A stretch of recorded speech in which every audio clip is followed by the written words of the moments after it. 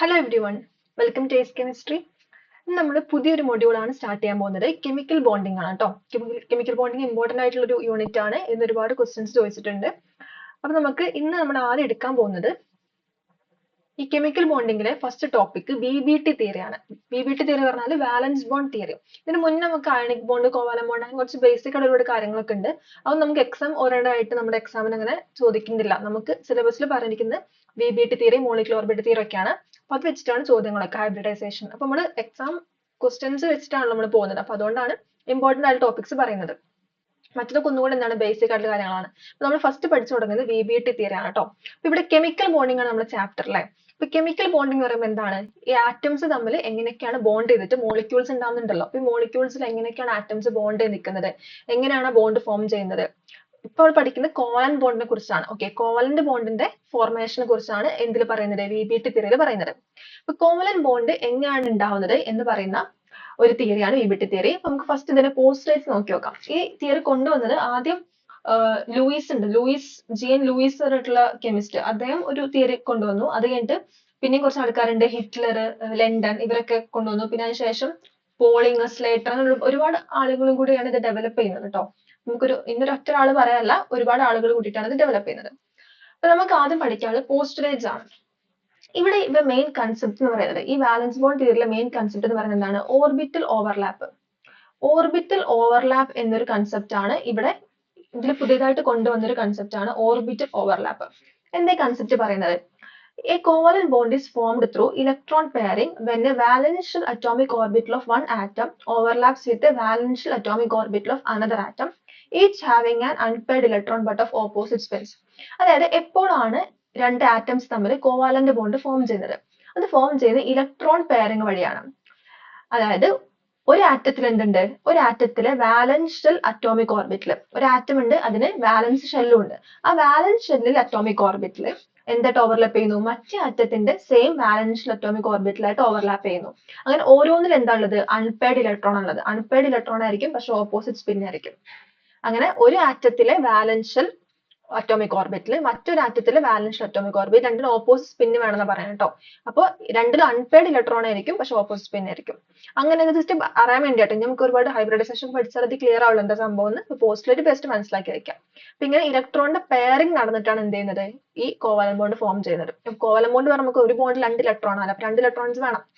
അപ്പൊ ബേസിക്കലി ഇത്ര മനസ്സിലാക്കാം, കോവാലന്റ് ബോണ്ട് ഫോം ചെയ്യുന്നത് ഇലക്ട്രോൺ പെയറിംഗ് വഴിയാണ്. അവിടെ ഒരു ആറ്റത്തിന്റെ വാലൻഷ്യൽ അറ്റോമിക് ഓർബിറ്റൽ മറ്റേ ആറ്റത്തിന്റെ വാലൻഷ്യൽ അറ്റോമിക് ഓർബിറ്റലായിട്ട് ഓവർലാപ്പ് ചെയ്യുന്നു. അതാണ് ഈ ഓർബിറ്റൽ ഓവർലാപ്പ് എന്ന് പറയുന്നത്. ഓരോന്നിനും എന്താണ്, അൺപെയർഡ് ഇലക്ട്രോൺ ആണ്, പക്ഷെ രണ്ട് ഓപ്പോസിറ്റ് സ്പിൻ ആണ്. അങ്ങനെയാണ് ഇലക്ട്രോൺ പെയറിംഗ് നടക്കുന്നത്. ജസ്റ്റ് പോസ്റ്റിലിട്ട് മാത്രം മനസ്സിലാക്കാം കേട്ടോ. അത് എന്താണെന്നുള്ളത് നമുക്ക് ഡീറ്റെയിൽ ആയിട്ട് എക്സാമിലൊക്കെ വെച്ചാൽ മനസ്സിലാവുള്ളൂ. പിന്നെ the two electrons that get paired, അപ്പൊ ഇവിടെ ഇലക്ട്രോൺ പെയറിംഗ് നടക്കുന്നുണ്ട്. അത് ഒക്യുപ്പൈ ചെയ്യുന്നത് എന്താണ്, localised molecular orbital formed by merging of atomic orbital. അതാണ് അടുത്തത്. ഈ അറ്റോമിക് ഓർബിറ്റലുകൾ, ഇപ്പൊ 2 അറ്റോമിക് ഓർബിറ്റൽ എന്ത് ചെയ്തു, രണ്ടും കൂടി മെർജ് ചെയ്യുന്നു. അറ്റോമിക് ഓർബിറ്റൽ മെർജ് ചെയ്തിട്ട് നമുക്ക് എന്ത് കിട്ടും, ഒരു മോളിക്കുലർ ഓർബിറ്റൽ കിട്ടും. അതായത് ഏകദേശം ഒരേ എനർജി അല്ലെങ്കിൽ കമ്പാരബിൾ ആയിട്ടുള്ള, സിമിലർ ആയിട്ടുള്ള എനർജി, അല്ലെങ്കിൽ വളരെ ചെറിയ ഡിഫറൻസ് എനർജിയിൽ മാത്രമുള്ള അങ്ങനത്തെ ഓർബിറ്റൽസ്, അറ്റോമിക് ഓർബിറ്റൽ എന്ത് ചെയ്യുന്നു, ഇപ്പൊ എസ് ഓർബിറ്റൽ, പി ഓർബിറ്റൽ നമുക്ക് കേട്ടിട്ടുണ്ട്. അപ്പൊ എസും പിയും തമ്മിൽ മെർജ് ചെയ്യാം. അങ്ങനെ അപ്പൊ അല്ലെങ്കിൽ ഇങ്ങനെ മെർജിങ് വരുമ്പോൾ പഠിക്കും. ഓക്കെ, അപ്പൊ ഇങ്ങനെ കമ്പാരബിൾ ആയിട്ടുള്ള സ്ലൈറ്റ്ലി ഡിഫറെന്റ് ആയിട്ടുള്ള എനർജി ഉള്ള അറ്റോമിക് ഓർബിറ്റലും എന്ത് ചെയ്യുന്നു, മെർജ് ചെയ്യുന്നു. അങ്ങനെ മെർജ് ചെയ്തിട്ട് എന്ത് കിട്ടുന്നു, മോളിക്കുലർ ഓർബിറ്റൽ കിട്ടുന്നു. ഓക്കെ, അതാണ് രണ്ടാമത്തെ കാര്യം പറയാനുള്ളത്. ഇനി അപ്പൊ ഈ പുതിയ ഇലക്ട്രോൺസ്, ഈ പെയർ ആയിട്ടുള്ള ഇലക്ട്രോൺസ്, ഇലക്ട്രോൺ പെയറിംഗ് വഴി കിട്ടിയ ഇലക്ട്രോൺസ് ഒക്യുപ്പൈ ചെയ്യുന്ന എവിടെയായിരിക്കും, ഈ മോളിക്കുലർ ഓർബിറ്റലായിരിക്കും. മോളിക്കുലർ ഓർബിറ്റൽ എങ്ങനെ ഉണ്ടായത്, by merging of atomic orbital. ഇനി മൂന്നാമത്തെ പോയിന്റ്, ഓവർലാപ്പിംഗ് നടക്കുന്നു പറഞ്ഞു. Overlapping causes maximum electron density to be present between nuclear of two atoms. ഇപ്പൊ ഓവർലാപ്പ് നടക്കുന്നതുകൊണ്ട് ഈ 2 ആറ്റം ഉണ്ട് വിചാരിക്കുക, ആറ്റത്തിന്റെ ന്യൂക്ലിയസിന്റെ ഇടയിലായിരിക്കും എന്ത്, ന്യൂക്ലിയസിന്റെ ഇടയിലായിരിക്കും മാക്സിമം ഇലക്ട്രോൺ ഡെൻസിറ്റി. ജസ്റ്റ് പറയാം, ജസ്റ്റ് പറഞ്ഞുള്ളൂ, അത്രേ ഉള്ളൂ. ഇനി അപ്പൊ ഈ ന്യൂക്ലിയസും നമ്മൾ ഈ ഇലക്ട്രോണും തമ്മിൽ എന്തുണ്ടായിരിക്കും, അട്രാക്ഷൻ ഉണ്ടായിരിക്കും. അല്ലെ, ന്യൂക്ലിയസും ഈ ഇലക്ട്രോൺ ക്ലോഡും തമ്മിൽ അട്രാക്ഷൻ ഉണ്ടായിരിക്കും. അത് കാരണമാണ് നമ്മുടെ ബോണ്ട് ഇങ്ങനെ സ്ട്രോങ് ആയിട്ട് ഇങ്ങനെ 2 ആറ്റംസും ചേർന്ന ബോണ്ട് നിൽക്കുന്നുണ്ടല്ലോ. റീസൺ എന്താ, ഈ ന്യൂക്ലിയസും ഈ ഇലക്ട്രോൺ ക്ലോഡും തമ്മിലുള്ള അട്രാക്റ്റീവ് ഫോഴ്സ്, ഓപ്പോസിറ്റ് ചാർജ് അല്ലേ, അപ്പൊ അട്രാക്റ്റീവ് ഫോഴ്സ് ഉണ്ടായിരിക്കും. അങ്ങനെയാണ് ബോണ്ട് ഇങ്ങനെ ബൈൻഡ് ആയിട്ട് ഇങ്ങനെ സ്ട്രോങ് ആയി നിൽക്കുന്നത്. അപ്പൊ അത്രേ ഉള്ളൂ. ഇത്രയാണ് നമുക്ക് ആദ്യത്തെ 3 പോയിന്റ് പറയാനുള്ളത് കേട്ടോ. ഓക്കെ, ഇനി നമുക്ക് അടുത്തേക്ക് പോവാം. ഓക്കെ, അടുത്ത എന്താണ്, The process of overlapping is accompanied by a fall of potential energy thereby stabilize system. ഒരു കാര്യമാണ് ഈ ഓവർലാപ്പ് ചെയ്ത് കഴിഞ്ഞാൽ ആ മൊത്തം സിസ്റ്റത്തിന്റെ എനർജി എന്ത് ചെയ്യുന്നു, പൊട്ടൻഷ്യൽ എനർജി കുറയും. അതായത് ഇൻഡിവിജ്വൽ അറ്റോമിക് ഓർബിറ്റലിന് എനർജി ഉണ്ടല്ലോ, അത് ഇത് കമ്പൈൻ ചെയ്ത് മോളിക്കുലർ ഓർബിറ്റലാക്കി ഓവർലാപ്പ് ചെയ്യുമ്പോൾ അവിടെ എനർജി കുറയാണ്. അപ്പൊ ഈ ഒരു പ്രോസസ്സിൽ അറ്റോമിക് ഓർബിറ്റൽസ് കമ്പൈൻ ചെയ്തിട്ട് മോളിക്കുലർ ഓർബിറ്റൽ ആവുന്ന പ്രോസസ്സിൽ എന്ത് ചെയ്യുന്നു, എനർജി എന്ന് പറയുന്നത് റിലീസ് ആവാണ്. ബിക്കോസ് എനർജി കുറയാന്ന് പറഞ്ഞല്ലോ. അപ്പൊ അതുകൊണ്ട് സിസ്റ്റം സ്റ്റെബിലൈസ് ആവും. ഈ ഒരു ബോണ്ട് ഫോർമേഷൻ, അതായത് ഈ കോവലന്റ് ബോണ്ട് ആണ് ഫോം ചെയ്യുന്നത്. അപ്പൊ ഈ കോവലന്റ് ബോണ്ട് ഫോം ചെയ്യുമ്പോൾ അവിടെ എന്താണ്, എനർജി റിലീസ് ആവാണ് ചെയ്യുന്നത്. ഓക്കെ, അത് ഓർത്തേക്കാം. ഇനി അടുത്തത് കോവലന്റ് ബോണ്ട് സ്ട്രെങ്ത് എന്ന് പറയുന്നത് എന്തിന് പ്രൊപ്പോർഷണൽ ആണ്, ഓവർലാപ്പിംഗിന് പ്രൊപ്പോർഷണൽ ആണ്. എത്രത്തോളം അറ്റോമിക് ഓർബിറ്റൽ ഓവർലാപ്പ് ചെയ്യുന്നോ അത്രത്തോളം എന്തായിരിക്കും ഈ ബോണ്ട് സ്ട്രോങ് ആയിരിക്കും. അപ്പൊ strength of covalent bond is proportional to extent of overlapping with atomic orbital. The overlapping orbitals must be oriented in space such that the repulsive interactions are minimum at ഇതൊരു കാര്യമാണ്. നമ്മൾ geometry നോക്കുമ്പോൾ നമുക്ക് മനസ്സിലാവും കേട്ടോ. ഇതിപ്പത്തേക്ക് ഉദ്ദേശം എന്താ, നമുക്ക് ഈ ബോണ്ട് നമ്മൾ പഠിക്കുന്നതിന് വേണ്ടിയിട്ടാ ഈ മോളിക്യൂളിനൊക്കെ നമ്മളെ ജോമെട്രി കാണണം. അല്ല, നമുക്ക് ഒരുപാട് മോളിക്യൂൾസ് നമുക്കറിയാം, വാട്ടർ, അമോണിയ, ഇങ്ങനെ കുറെ മോളിക്യൂൾസ് കണ്ടല്ലോ. അപ്പൊ ഇതിന്റെയൊക്കെ ജോമെട്രി നമുക്ക് എന്ത് കണ്ടുപിടിക്കാം, ഈ ഒരു തിയറി, അതിന്റെ ഷേപ്പ് എങ്ങനെയാണ് നിൽക്കുന്നത് എന്നുള്ളത് കണ്ടുപിടിക്കാനാണ് ഈ തിയറി കറക്റ്റ് ഉപയോഗിക്കുന്നത്. അപ്പൊ നമുക്ക് മനസ്സിലാവും എങ്ങനെയൊക്കെയാണ് ബോണ്ട് ഓറിയന്റ് ചെയ്യുന്നത്. അപ്പൊ ഈ ഓർബിറ്റൽസ് ഓവർലാപ്പ് ചെയ്തിട്ട് ഉണ്ടായ ഓർബിറ്റൽസ് ഇല്ലേ, ആ ഓർബിറ്റൽസ് സ്പേസിൽ എങ്ങനെ ഓവർലാപ്പ് ചെയ്യേണ്ടത്, ആ ഓർബിറ്റൽസ് തമ്മിലുള്ള റിപ്പൽസീവ് ഇന്ററാക്ഷൻ എന്തായിരിക്കണം, മിനിമം ആയിരിക്കും. മാക്സിമം റിപ്പൽഷൻ എന്തായിരിക്കണം, കുറവായിരിക്കണം. അട്രാക്റ്റീവ് ഇന്ററാക്ഷൻസ് മാക്സിമം ആയിരിക്കണം. ആ രീതിയിലാണ് ഇത് ഓറിയന്റ് ചെയ്യുക. അതുകൊണ്ടാണ് ഓരോരോ മോളിക്യൂളിലും വേറെ വേറെ സ്ട്രക്ചർ വരുന്നത്. അവരുടെ ഒക്കെ ഉദ്ദേശം എന്താണ്, ആ ഓർബിറ്റൽസ് തമ്മിലുള്ള റിപ്പൽഷൻ കുറച്ചിട്ട് അട്രാക്ഷൻ കൂട്ടുക. അതുകൊണ്ട് ഓരോ ഷേപ്പിൽ എന്ത് ചെയ്യുന്നു, ഓറിയന്റ് ആവുന്നു. ക്ലിയർ ആയില്ല? അപ്പൊ അതൊന്ന് ഓർത്തേക്കാം. ഈ പോസ്റ്റ്ലേഴ്സ് നമുക്ക് ക്വസ്റ്റ്യൻ ഒന്നും ചോദിക്കുന്നില്ല, ജസ്റ്റ് എന്താ അത് മനസ്സിലാക്കാൻ വേണ്ടി പറയാട്ടോ. ചോദ്യങ്ങളൊക്കെ എന്താണ്, നമുക്ക് ചെറിയ അല്ലാതെയുള്ള ചോദ്യങ്ങളാണ്. ഓക്കെ, നമുക്ക് കാണിക്കാം ചോദ്യങ്ങൾ. ഇത് ജസ്റ്റ് എന്ത് ചെയ്യാം, ഒരു ബേസ് ആയിട്ട് ഒരു ഐഡിയ കിട്ടാൻ വേണ്ടിയാണ് ഇതൊക്കെ പറയുന്നത്. ഓക്കെ, അത്രേ ഉള്ളൂ. അടുത്ത ലാസ്റ്റ് 2-3 പോസ്റ്റ്ലേറ്റ് എന്താണ്, between two orbitals of same energy the one more directionally concentrated would form a stronger bond. ഇതിനർത്ഥം എന്താ, രണ്ട് ഓർബിറ്റൽ ഉണ്ട്, രണ്ട് ഏകദേശം ഒരേ എനർജിയാണ്. അപ്പൊ ഏതാണ് ഡയറക്ഷൻ ഉള്ള ഓർബിറ്റൽ ഏതാണോ, ഡയറക്ഷണൽ ഓർബിറ്റൽ ഏതാണോ അതായിരിക്കും സ്ട്രോങ്ങർ ബോണ്ട് ഫോം ചെയ്യാം. അപ്പൊ നമുക്കറിയാം പി ഓർബിറ്റലിലെ ഷേപ്പ് ഇങ്ങനെയല്ലേ വരുന്നത്, ഡംബിൾ ഷേപ്പ് ആണ് പഠിച്ചിട്ടുണ്ടാവും അല്ലെ. ഡംബിൾ ഷേപ്പ് പ്ലസ് മൈനസ് ഇങ്ങനെ പി ഓർബിറ്റ്, പി എക്സ് ഇപ്പൊ എങ്ങനെയാണെന്നുണ്ടെങ്കിൽ ജസ്റ്റ് എക്സ് എങ്ങനെയാണെന്നുണ്ടെങ്കിൽ ഇങ്ങനെ ഇരിക്കണം. ഓക്കെ, വിത്ത് സെഡ് ആക്സിസ് ആണെന്നുണ്ടെങ്കിൽ ഇങ്ങനെ ആവട്ടെ. അപ്പൊ ഇവിടെ എന്താണ്, ഇതിപ്പോ ഒരു ഓർബിറ്റൽ ആണെന്നുണ്ടെങ്കിൽ, പി ഓർബിറ്റൽ ആണെന്നുണ്ടെങ്കിൽ ഇത് ഷേപ്പ്, ഇതിന് എന്തുണ്ട്, ഷേപ്പ് ഉണ്ട്. ഓക്കെ, ഡയറക്ഷൻ ഉണ്ട്. ഷേപ്പ് അല്ല, ഇതിന് ഡയറക്ഷൻ ഉണ്ട്. ഇത് പ്ലസ് മൈനസ് ഇതിന് ഡയറക്ഷൻ ഉണ്ട്. അപ്പൊ ഡയറക്ഷൻ ഉള്ളതുകൊണ്ട്, ഡയറക്ഷനെ കോൺസെൻട്രേറ്റ് ആയതുകൊണ്ട് ഈ പി ഓർബിറ്റിൽ ഇൻവോൾവ് ചെയ്യുന്ന പി ഓർബിറ്റലിന്റെ ഓവർലാപ്പ് വരുമ്പോഴാണ് ആ ബോണ്ട് ഒന്നുകൂടി സ്ട്രോങ്ങർ ആവുന്നത്. പക്ഷെ എസ് ഓർബിറ്റിൽ നമുക്കറിയാം അത് പ്രത്യേകിച്ച് എന്തില്ല, ഡയറക്ഷൻ ഇല്ല, സ്പെറിക്കൽ ആണ്. അതിൽ നമ്മുടെ ഇലക്ട്രോണിലോട് ഇങ്ങനെ സ്പെറിക്കൽ ആയിട്ട് നിൽക്കൽ, അതുകൊണ്ട് അതിന് ഡയറക്ഷൻ ഒന്നുമില്ല. അപ്പൊ എസ് ഓർബിറ്റിൽ ഇൻവോൾവ് ചെയ്യുന്ന ഓവർലാപ്പ് അവിടെ എന്തായിരിക്കും, അവിടെ ഡയറക്ഷന് പ്രിഫറൻസ് ഇല്ലാത്തതുകൊണ്ട് അവിടെ എന്തായിരിക്കും, സ്ട്രെങ്ത് കുറവായിരിക്കും എന്നാണ് പറയാം. ഓക്കെ, അപ്പൊ അതാണ് സ്ട്രോങ്ങർ ബോണ്ട് ഉണ്ടാക്കുന്ന ആരായിരിക്കും, സെയിം എനർജിൽ ഓർബിറ്റൽസ് ഉണ്ടെങ്കിൽ ഏത് ഓർബിറ്റലാണോ more directionally concentrated, directional orbital ഏതാണോ അതായിരിക്കും സ്ട്രോങ്ങർ ബോണ്ട് ഉണ്ടാക്കാം. പിന്നെ കണ്ടോ, the overlapping of orbitals with particular orientations give direction characteristics to covalent bond. ഇതാ പറയുന്നത്. കണ്ടോ, എസ് ഓർബിറ്റൽ എന്തില്ല, പ്രിഫറൻസ് ഒന്നുമില്ല. പക്ഷെ നോൺ സ്പെറിക്കൽ അല്ല പി ഓർബിറ്റലൊക്കെ എന്തുണ്ട്, ഡയറക്ഷൻ ഉണ്ട്. പി ഓർബിറ്റലോട് ഉദ്ദേശിക്കുന്നത് ഡിക്കൊക്കെ എന്തുണ്ട്, ഡയറക്ഷൻ ഉണ്ട്. അപ്പൊ അത് ബോണ്ട് ഫോം ചെയ്യുമ്പോൾ മാക്സിമം ഇലക്ട്രോൺ ഡെൻസിറ്റി അതിനെവിടെയാണോ ആ ഡയറക്ഷനിലെ ബോണ്ട് ഫോം ചെയ്യുള്ളൂ അല്ലേ. കാരണം എസിന് അങ്ങനെ പ്രത്യേകിച്ച് ഡയറക്ഷൻ ഒന്നുമില്ല. പക്ഷെ പി ഒക്കെ ആകുമ്പോൾ അത് എവിടെ ബോണ്ട് ഫോം ചെയ്യുക, അതിലെവിടെയാണോ മാക്സിമം ഇലക്ട്രോൺ ഡെൻസിറ്റി ഉള്ളത് അതിന്റെ ഡയറക്ഷനിലായിരിക്കും ബോണ്ട് ഫോം ചെയ്യാം. ഉദാഹരണത്തിന് പറയുന്നുണ്ടെങ്കിൽ ഈ ടൈപ്പ് നമ്മൾ ഈ ഒരു ഡയറക്ഷന്റെ പ്രിഫറൻസ്, ഈ ഒരു ഡിഫറൻസ് കാരണം നമുക്ക് മൂന്ന് രീതിയിൽ ഇവിടെ ഓവർലാപ്പ് കാണാൻ പറ്റും. ഏതൊക്കെയാണ്, ഒന്നാമത്തെന്ന് പറയുന്നത് പോസിറ്റീവ് ആയിട്ടുള്ള ഓവർലാപ്പ്. പോസിറ്റീവ് ഓവർലാപ്പ് എന്താണ് ഈ പോസിറ്റീവ് ഓവർലാപ്പ്? അതായത് ഉദാഹരണത്തിന് പറയാനുണ്ടെങ്കിൽ നമുക്കിപ്പോ ഇവിടെ ഒരു പി ഓർബിറ്റൽ എടുക്കാം. ഓക്കെ, ഇങ്ങനെയാണ് വരുന്നത്. ഇത് പ്ലസ് മൈനസ്, ഇവിടെ എന്താണ് plus minus.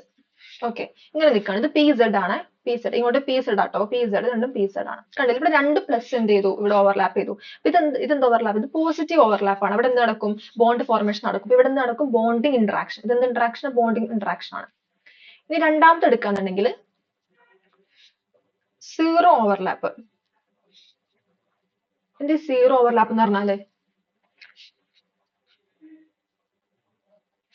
Zero overlap zero ആണ്. നെഗറ്റീവ് ആദ്യം പറയാട്ടോ, നമുക്ക് നെഗറ്റീവ് ഫസ്റ്റ് പറഞ്ഞാലേ അത് ഓക്കെ ആവുള്ളൂ. നമുക്കൊന്നുകൂടി എഴുതാം. Negative overlap. ഇപ്പൊ പോസിറ്റീവ് മനസ്സിലായില്ലേ, അത് പ്ലസും പ്ലസും ആണ് ഇവിടെ. അപ്പൊ രണ്ടും എന്ത് ചെയ്യുന്നു, ബോണ്ടിങ് നടക്കുന്നതാണ് ഉദ്ദേശിക്കുന്നത്, പോസിറ്റീവ് ഓവർലാപ്പ്. ഇനി നെഗറ്റീവ് ആകുമ്പോഴോ, നെഗറ്റീവ് ഓവർലാപ്പ് നടക്കുന്ന എന്താണ്? Negative overlap. ഓക്കെ, ഇവിടെ എന്താ സംഭവിക്കുക? അപ്പൊ നമുക്കൊരു ഇതാണ് നമ്മുടെ ആക്സിസ് കേട്ടോ. ഇവിടെ ഒരു പി ഓർബിറ്റൽ ഉണ്ട്. ഇത് Z ആക്സിസ് ആണ്. ഇനി ഇത് നമുക്ക് പ്ലസ് മൈനസ് എടുക്കാം. ഇനിയിപ്പോ ഇത് പി വൈ, ഇതൊരു പി വൈ ആണ് വിചാരിച്ചോളൂ. ഓക്കെ, ഇവിടെ എന്ത് ഇതായിട്ട് ഓവർലാപ്പ് ചെയ്യുന്നു, ഇങ്ങനെ ഓവർലാപ്പ് ചെയ്യുന്നു. ഓക്കെ, ഇത് മൈനസും ഇവിടെ പ്ലസും ആണ്. ഇത് അടുത്തൊരു പി വൈ. സി ഇവിടെ പ്ലസ്, ഇവിടെ മൈനസ്, ഇവിടെ മൈനസ് പ്ലസ്. ഇവിടെ എന്തുണ്ടാവുക? ഇവിടെ നെഗറ്റീവ് ഓവർലാപ്പ് ആണ് കേട്ടോ. കാരണം ഇത് എന്ത് ഇന്ററാക്ഷൻ ആണ്? ആന്റി ബോണ്ടിങ് ഇന്ററാക്ഷൻ ആണ്. ഇത് ആന്റി ബോണ്ടിങ് ആണ്, ആന്റി ബോണ്ടിങ് ഇന്ററാക്ഷൻ. കാരണം ഇവിടെ പ്ലസ്, ഇവിടെ മൈനസും, ഇവിടെ മൈനസും പ്ലസ് അതായത് എന്ത് ഇന്ററാക്ഷൻ? ആന്റി ബോണ്ടിങ് ആണ്. ഈ മൂന്നാമത്തത് നോൺ ബോണ്ടിങ്. നോൺ ബോണ്ടിങ് പറഞ്ഞാല് എങ്ങനെ വരും? അവിടെ ഓവർലാപ്പ് നടക്കുന്നില്ല. ആ നടക്കാത്തതിന് കാരണം ഈ ഡയറക്ഷൻ ആണ്. അതായത് ഇപ്പൊ നമുക്ക് ഇവിടെ പി വൈ ഉണ്ട്, പി വൈ ഇങ്ങനെ നിൽക്കാന്നുണ്ടെങ്കിൽ പി എക്സ് ഇപ്പൊ ഇങ്ങനെ നിൽക്കാം, ചെരിഞ്ഞ് നിൽക്കാം ഇങ്ങനെ. ഓക്കെ, ഇങ്ങനെ ചെരിഞ്ഞ് നിൽക്കുമ്പോൾ ഇവിടെ രണ്ടും പ്ലസും ഇവിടെ രണ്ടും മൈനസും ആണ്. പക്ഷെ ഇങ്ങനെ ഒന്നും കൂടി കാണിച്ചാലേ മനസ്സിലാവുള്ളൂ, ഇത് രണ്ടും ചെരിഞ്ഞു പോയി. നമുക്കറിയാം പി വൈയും പി എക്സും പി സെഡും മൂന്നും എന്താണ്? വേറെ വേറെ ഡയറക്ഷനിൽ നിൽക്കുന്നത് അല്ലെ. ഒന്ന് എക്സ് ആക്സിലൊന്ന് വൈയിലൊന്നും സെഡില്ല അങ്ങനെ നിൽക്കുന്നത്. അപ്പൊ അതുകൊണ്ട് തന്നെ ഇപ്പൊ നമ്മളിങ്ങനെ വരയ്ക്കുമ്പോ ഇത് നമ്മൾ കറക്റ്റ് ആയിട്ട് ഇങ്ങനെ വരച്ചു. ഇതാ പ്ലസ് മൈനസ്. ഇത് നമ്മൾ പി വൈ ആയിട്ട് എടുക്കുക വെച്ചോളൂ. ഇതാണ് പി വൈ. അപ്പൊ പി എക്സ് എങ്ങനെ വരും? പി സെഡ് പറഞ്ഞ ഇങ്ങനെയല്ലേ? പി സെഡ് ഇതാണ്, പി സെഡ് ഇങ്ങനെ. പിന്നെ പി എക്സ് ആണെങ്കിലോ പെർപെൻഡിക്കുലർ അല്ല, പി എക്സ് എങ്ങനെ നിൽക്കും? ഒരു മിനിറ്റ്,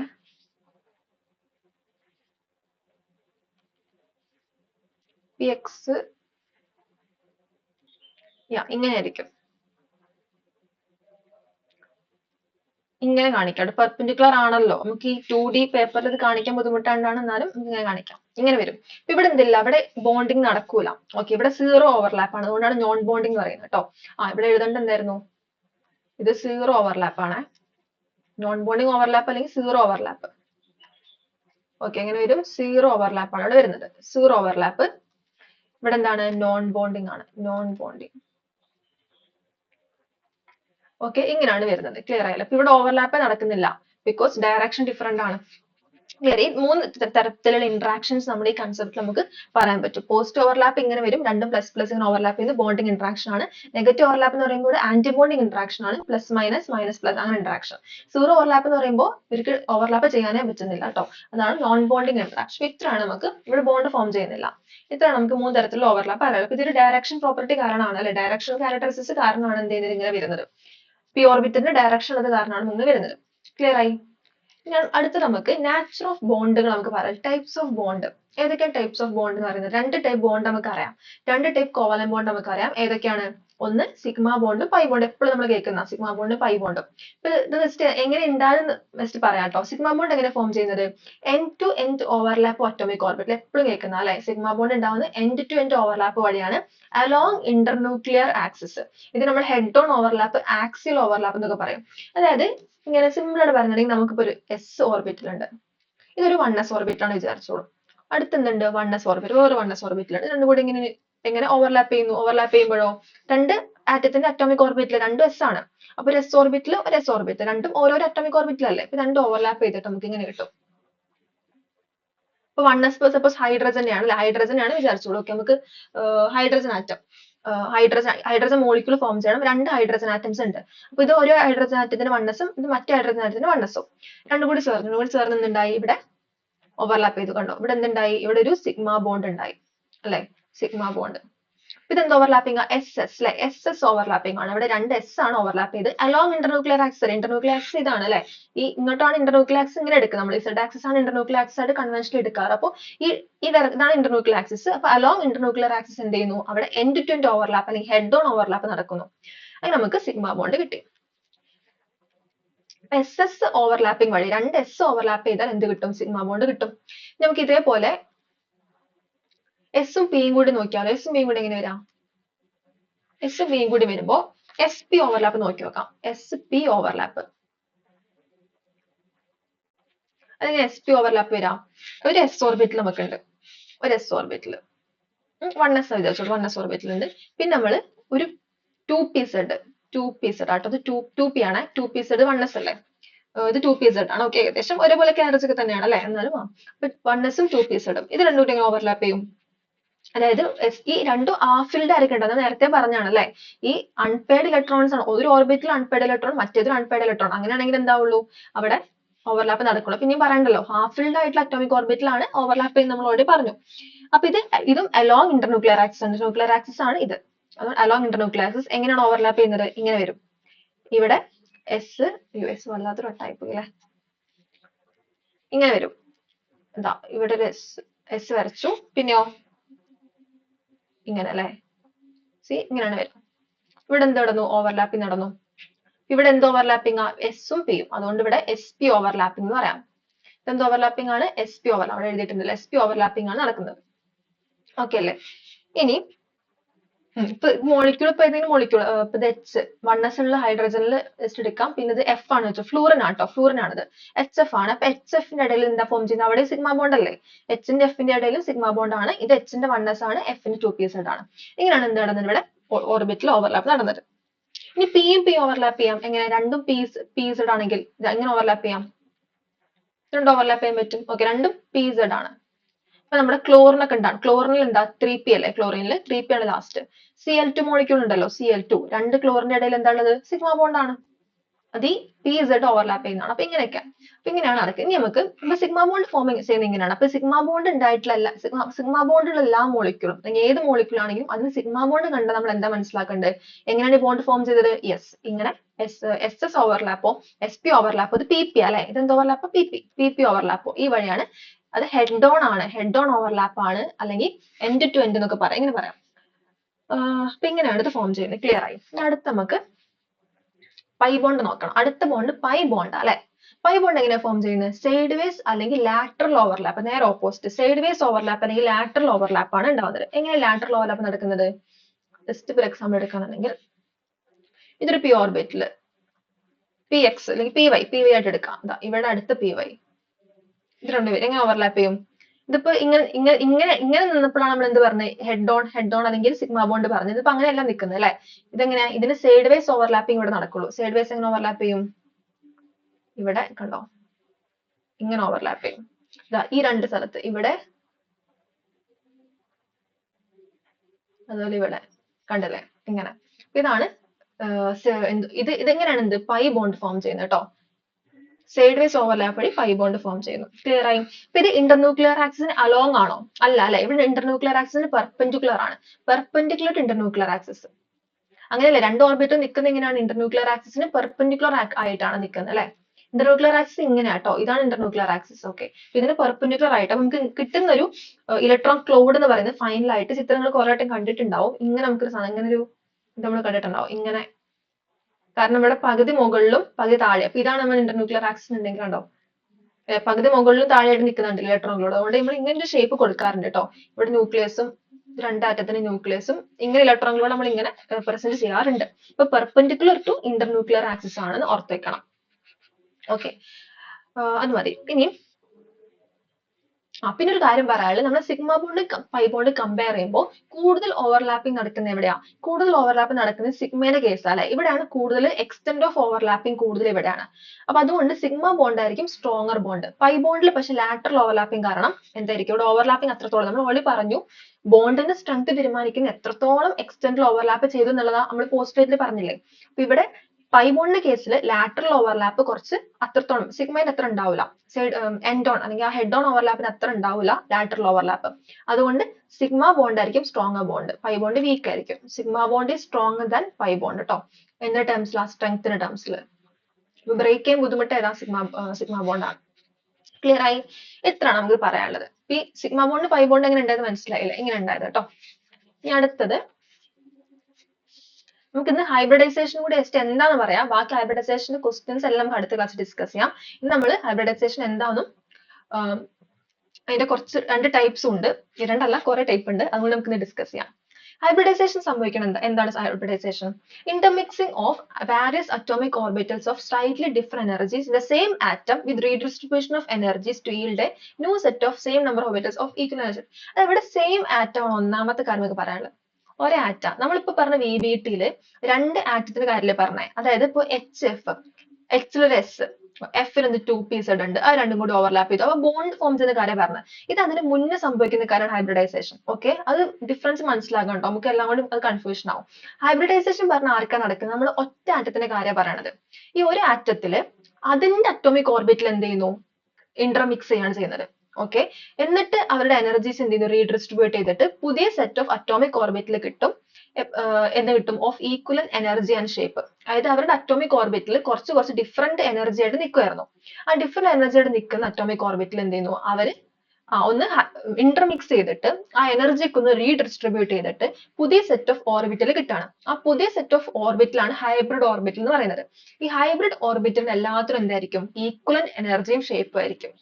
അപ്പൊ ഈ ഹൈബ്രിഡൈസേഷൻ അനുസരിച്ചാണ് മോളിക്യൂൾ ജോമെട്രി തീരുമാനിക്കുന്നത്. അപ്പൊ ഇത് കോവലന്റ് ബോണ്ടിന്റെ ഫോർമേഷന് മുന്നേ നടക്കുന്ന ഒരു കാര്യമാണെന്നുള്ളതാണ് നമ്മൾ ആദ്യം ഒന്ന് മനസ്സിലാക്കേണ്ടത്.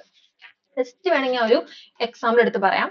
ഇപ്പൊ നമുക്ക് ഇത് ഡീറ്റെയിൽഡ് ആയി പഠിക്കൂട്ടോ ഇനി കുറച്ചുകൂടി കഴിഞ്ഞിട്ട്. അതായത് നമുക്കിവിടെ CH4 എന്ന മോളിക്യൂൾ, മീഥേൻ മോളിക്യൂൾ ഉണ്ട്. ഇവിടെ കാർബൺ ആണ് സെൻട്രൽ ആറ്റം. 4 ഹൈഡ്രജൻ കാർബണിലേക്ക് അറ്റാച്ച് ചെയ്തിരിക്കുകയാണ്. അപ്പൊ നമ്മളിപ്പോ പഠിച്ച സിഗ്മ ബോണ്ട് ഫോം ചെയ്യുന്നത് CH4 നമുക്കറിയാം സിഗ്മ ബോണ്ട് ആണ് ഫോം ചെയ്യുന്നത്. ആ സിഗ്മ ബോണ്ട് ഫോം ചെയ്യുന്നത് എങ്ങനെയാണ്? കാർബൺ അറ്റോമിക് ഓർബിറ്റിലും പിന്നെ ഹൈഡ്രജൻ അറ്റോമിക് ഓർബിറ്റിലും കൂടി ഓവർലാപ്പ് ചെയ്യണം. അതാണ് ഇപ്പൊ നമ്മൾ പഠിച്ചത്. അപ്പൊ അത് നടക്കുന്നതിന് മുന്നേ ഈ ഒരു ഓവർലാപ്പ് നടക്കുന്നതിന് മുന്നേ കാർബൺ അറ്റോമിക് ഓർബിറ്റിൽ ഇല്ലേ, അവരെല്ലാരും കൂടി എന്ത് ചെയ്യുന്നു? ഒന്ന് ഇന്റർമിക്സ് ചെയ്തിട്ട് അവർ ഹൈബ്രിഡ് ഓർബിറ്റിൽ ഫോം ചെയ്യും. ആ ഹൈബ്രിഡ് ഓർബിറ്റിലാണ് പിന്നെ എന്ത് ചെയ്യുന്നത്? ഈ ഹൈഡ്രജന്റെ 1s ആയിട്ട് എന്ത് ചെയ്യുന്നത്? ഓവർലാപ്പ് ചെയ്യുന്നത്. ക്ലിയർ ആയാണ് ഞാൻ പറഞ്ഞതിന്റെ അർത്ഥം. അതെങ്ങനെ ഓവർലാപ്പ് ചെയ്ത് നമുക്ക് ഡീറ്റെയിൽ പഠിക്കാം. അപ്പൊ എന്താ ഉദ്ദേശം മനസ്സിലായില്ലേ? ഹൈബ്രിഡൈസേഷൻ നടക്കുന്നത് ഈ കാർബണിൽ മാത്രം. കാർബൺ അറ്റോമിക് ഓർബിറ്റിൽ മാത്രമാണ് എന്ത് ചെയ്യുന്നത്? ഹൈബ്രിഡൈസേഷൻ നടക്കുന്നത്. അവർ തമ്മിൽ ഒക്കെ ഇന്റർമിക്സ് ചെയ്ത് എനർജി റീഡിസ്ട്രിബ്യൂട്ട് ചെയ്ത് പുതിയൊരു ഹൈബ്രിഡ് ഓർബിറ്റൽസ് ഇങ്ങനെ ഉണ്ടാവും.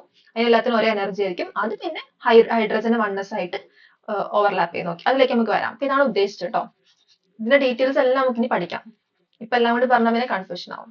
ഉദ്ദേശം എന്താ മനസ്സിലായില്ലേ? അപ്പൊ ഹൈബ്രിഡൈസേഷൻ ആണ് ജോമെട്രി ഡിറ്റർമൈൻ ചെയ്യുന്ന കാര്യം എന്ത് ചെയ്യുക? ഒന്ന് ഓർത്ത് വെക്കാം. ഈ ഹൈബ്രിഡൈസേഷൻ ടൈപ്പ് നമ്മൾ കുറെ സ്ഥിരമായിട്ട് കേൾക്കുന്നതാണ് എപ്പോഴും. ഞാൻ ജസ്റ്റ് ഒന്ന് പറയാം കേട്ടോ.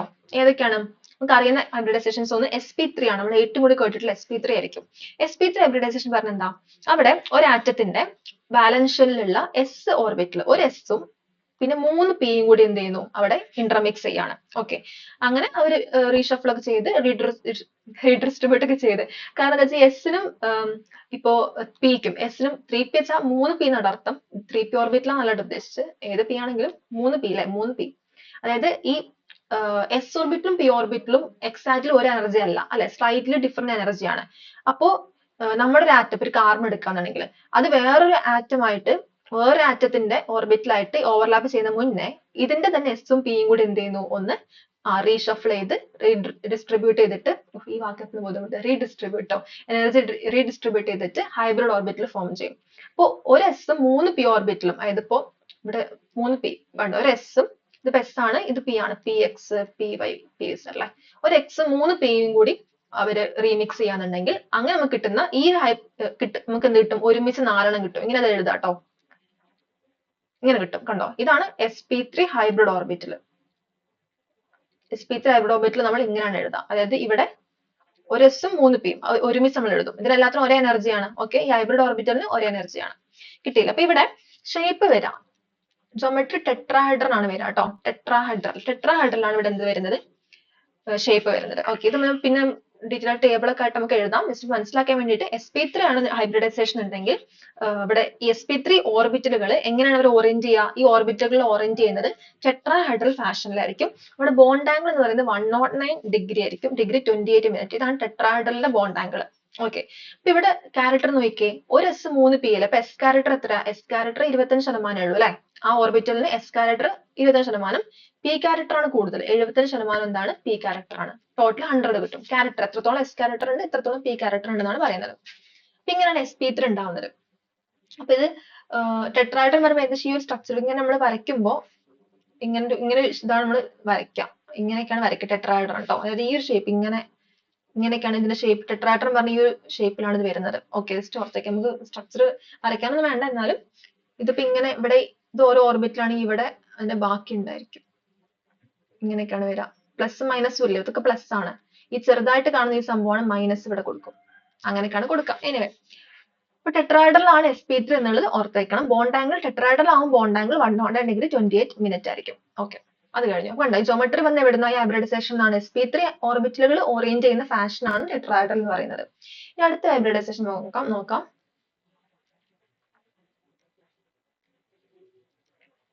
ഓക്കെ, അടുത്ത ഹൈബ്രിഡൈസേഷൻ എന്ന് പറയുന്നത് രണ്ടാമത്തത് sp2. sp2 എങ്ങനെയാ? ഇപ്പൊ എല്ലാവർക്കും പറയാൻ എളുപ്പം അല്ലെ. ഒരു എസും രണ്ട് പിയും ഉണ്ടാവും, ഒരു എസ് രണ്ട് പിയും. എസ് ക്യാരക്ടറും എത്ര ഉണ്ടാകും? എസ് ക്യാരക്ടർ പി ക്യാരക്ടർ നമ്മൾ നേരത്തെ പെർസെന്റേജ് പറഞ്ഞില്ലേ, ഇവിടെ എത്ര വരും? അവിടെ കുറച്ച് നമ്മൾ കാൽക്കുലേഷൻ വരും. എസ് ക്യാരക്ടർ ഏകദേശം 33.33, പി ക്യാരക്ടർ 66.66 ട്ടോ. ഇങ്ങനെയാണ് വരിക. രണ്ട് പി അല്ലേ, ഒരു എസും. അപ്പൊ മൊത്തം മൂന്നെണ്ണം ഉള്ളത്, മൊത്തം മൂന്നെണ്ണം വരും, അത് ഓർത്തേക്കാം കേട്ടോ. ഓക്കെ, മൂന്നെണ്ണം, മൊത്തം 3 ഓർബിറ്റിലാണ് വരിക. 3 ഓർബിറ്റിൽ, ഇങ്ങനെ 3 ഓർബിറ്റിൽ വരും, 3 ഓർബിറ്റിൽ വരും. ഇതാണ് sp2 ഹൈബ്രിഡ് ഓർബിറ്റൽ എന്ന് പറയുന്നത്. ഇതിന്റെ ഷേപ്പ് എന്ന് പറയുന്നത് ട്രയാഗണൽ പ്ലനാർ ആണ്.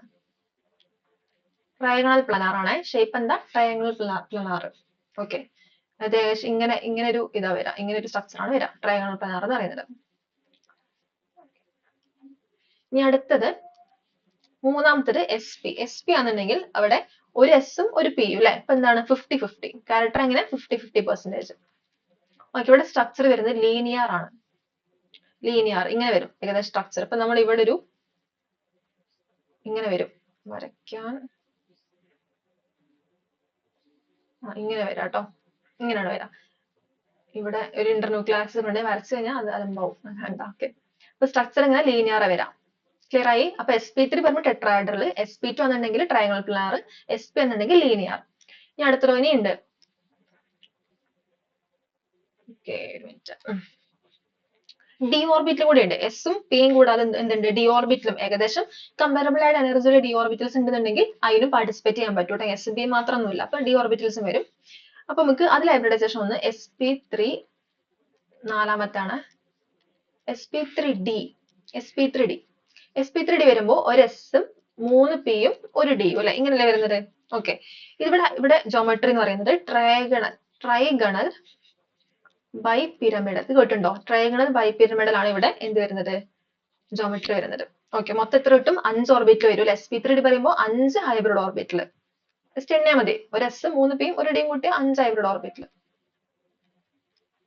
ഓക്കെ, ഈ നാലാമത്തത് sp3d2 ഉണ്ട്. sp3d2 ആകുമ്പോൾ ഒരു എസും 3 പിയും 2 ഡിയും അല്ലെ, മൊത്തം എത്ര വരും? 6 ഹൈബ്രിഡ് ഓർബിറ്റൽ വരും. ഇവിടെ സ്ട്രക്ചർ വരുന്നത് ഒക്ടാഹൈഡ്രൽ. ഓക്കെ, നമുക്ക് ഒന്നും കൂടി പറയാം. sp3d3 കൂടി പറയാം കേട്ടോ. ഇതിപ്പോ നമ്മള് ഇത് 5 ആണ്, ഇത് 5. ആറാമത്തത് sp3d3. ഇത് അത്ര കോമൺ ഒന്നല്ല. ഇതിന്റെ സ്ട്രക്ചർ പെന്റഗണൽ ബൈ പിരമിഡൽ. ഇവിടെ ഒരു എസും പിന്നെ 3 പിയും 3 ഡിയും വരും. എത്ര ഓർബിറ്റൽസ് അവിടെ? മൊത്തം 7 എണ്ണം.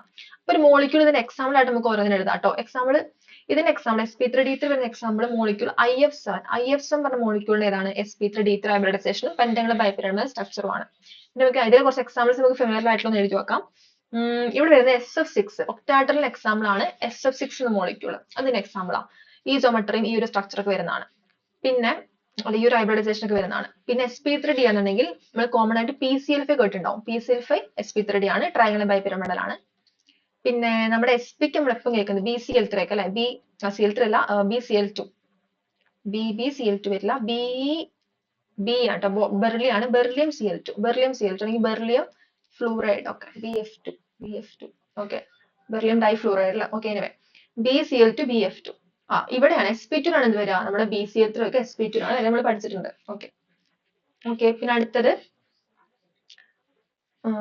ടെട്രാഹൈഡ്രൽ ടെട്രാഹൈഡ്രൽ ആണെങ്കിലോ, ടെട്രാഹൈഡ്രലില് മോളിക്യൂൾസ് അറിയാവുന്ന ഏതാ?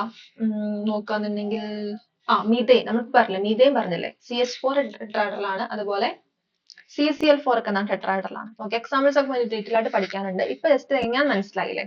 അപ്പൊ ഇങ്ങനെയാണ് നമ്മൾ ഇത് ചെയ്യുന്നത്. ഓക്കെ, ജസ്റ്റ് സമ്മറൈസ് ഒന്ന് എഴുതാട്ടെ ഞാൻ, ജസ്റ്റ് മനസ്സിലാൻ വേണ്ടിയിട്ട്.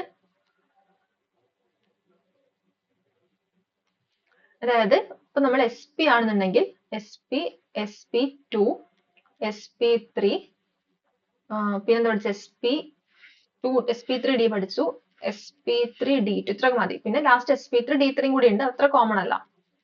ഇത്രയാണ് നമ്മൾ ഹൈബ്രിഡൈസേഷൻ പഠിച്ചത്. ഓരോന്നിന്റെയും സ്ട്രക്ചർ ആണ്.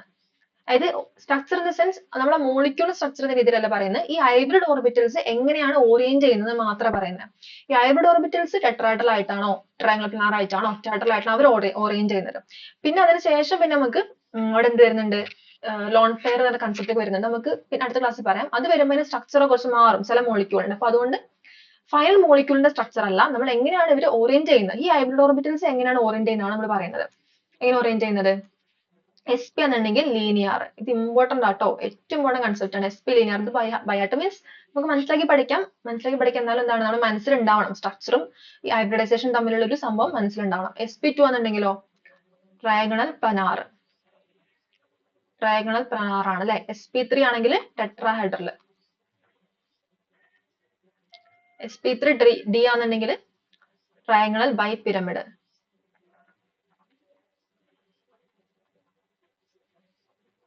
sp3d2 എന്നുണ്ടെങ്കിൽ ഒക്ടാഹെഡ്രൽ. പിന്നെ sp3d3 പെന്റഗണൽ അല്ലെ, പെന്റഗണൽ ബൈ പിരമിഡ്. ഓക്കെ, ഇത്രയാണ് നമുക്ക് പറയാനുള്ളത്. ഇൻ കൺക്ലൂഷൻ, ഇന്ന് നമ്മൾ പഠിച്ചപ്പോൾ ഏറ്റവും ഇമ്പോർട്ടന്റ് സംഭവമാണ് ഇത്. ഇത് വെച്ചിട്ടാണ് നമ്മൾ എന്ത് ചെയ്യുന്നത്, ഇനി അടുത്ത ഹൈബ്രിഡൈസേഷൻ ഓരോരോ മോളിക്യൂൾ നമുക്ക് എടുത്ത് പഠിക്കണം. എല്ലാ മോളിക്യൂളും അല്ല, സിലബസ് പറഞ്ഞിരിക്കുന്ന 3-4 മോളിക്യൂൾസ്. അതിന് ശേഷം വരെ നമ്മൾ എളുപ്പത്തിൽ ഹൈബ്രിഡൈസേഷൻ കണ്ടുപിടിക്കാൻ വേണ്ടി കുറച്ച് ട്രിക്ക് ഉണ്ട്. പിന്നെ ഹൈബ്രിഡൈസേഷന്റെ ഫോർമുല ഉണ്ട്. അതൊക്കെ നമുക്ക് എന്ത് ചെയ്യാം, അടുത്ത ക്ലാസ്സിൽ പറയാം. അപ്പൊ അടുത്ത ക്ലാസ് നമ്മൾ ഹൈബ്രിഡൈസേഷൻ തന്നെയാണ് കണ്ടിന്യൂ ചെയ്യുന്നത്. ഓക്കെ, അത്രേ ഉള്ളൂ ഇപ്പോൾ ഇന്നത്തെ ക്ലാസ്. അപ്പൊ എല്ലാവരും നോക്കിയിട്ട് വരാം. അടുത്ത ക്ലാസ് നമുക്ക് എന്ത് ചെയ്യാം, ഹൈബ്രിഡൈസേഷൻ എങ്ങനെ ഓരോ മോളിക്യൂളിലെയും ഹൈബ്രിഡൈസേഷൻ പഠിക്കാം, എളുപ്പത്തിൽ നമുക്ക് എങ്ങനെ ആൻസർ കിട്ടാന്നുള്ളത് അടുത്ത ക്ലാസ്സിൽ നോക്കാം. എല്ലാവർക്കും ക്ലാസ് യൂസ്ഫുൾ ആയി വിചാരിക്കുന്നു. Thank you.